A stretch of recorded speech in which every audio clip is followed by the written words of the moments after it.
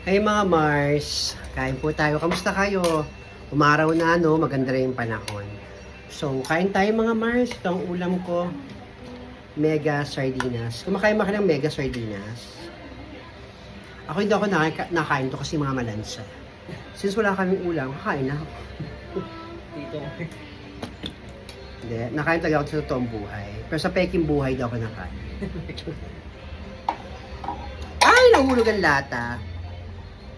Kain tayo mga Mars. Kayo ng ulam nyo. Comment naman kayo below.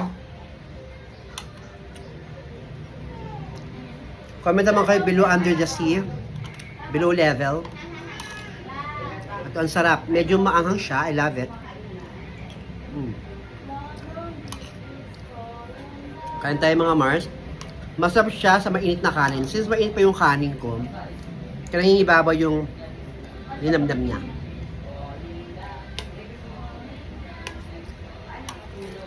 Yung mga hindi kumakain ng sardinas, comment nga kayo below. Bakit ayaw nyo kainin yung sardinas? To be honest, kasi ang sarap ng sardinas, guys. Wala akong nilagay ng kalamansi, wala akong nilagay. Basta, as is, sardinas lang.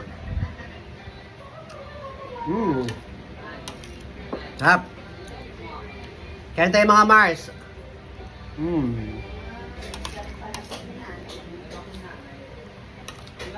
Kayo, anong ulam niyo dyan?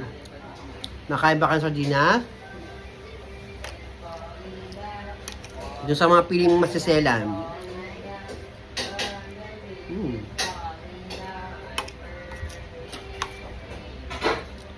Masarap siya, Mars.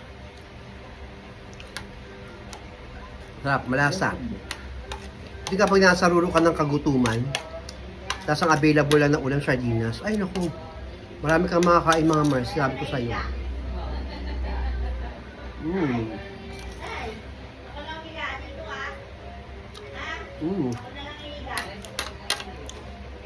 May ulam pa. Konti lang kailangan kong kanin. Sarap. Sa mga Mars. Ayun na. Are you calling me? Are you calling me, ha? Are you calling me? Ha?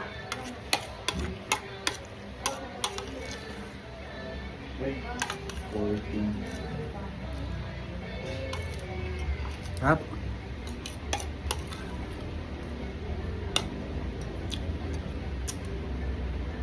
Kaya mga Mars, ang ulam nyo. Comment na kayo dyan.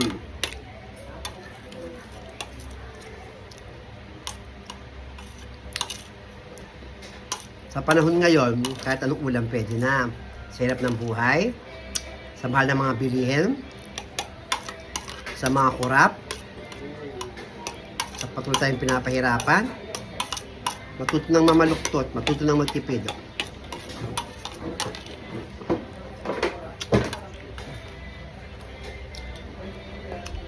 Bye na mga Mars. Share ko lang. Love you.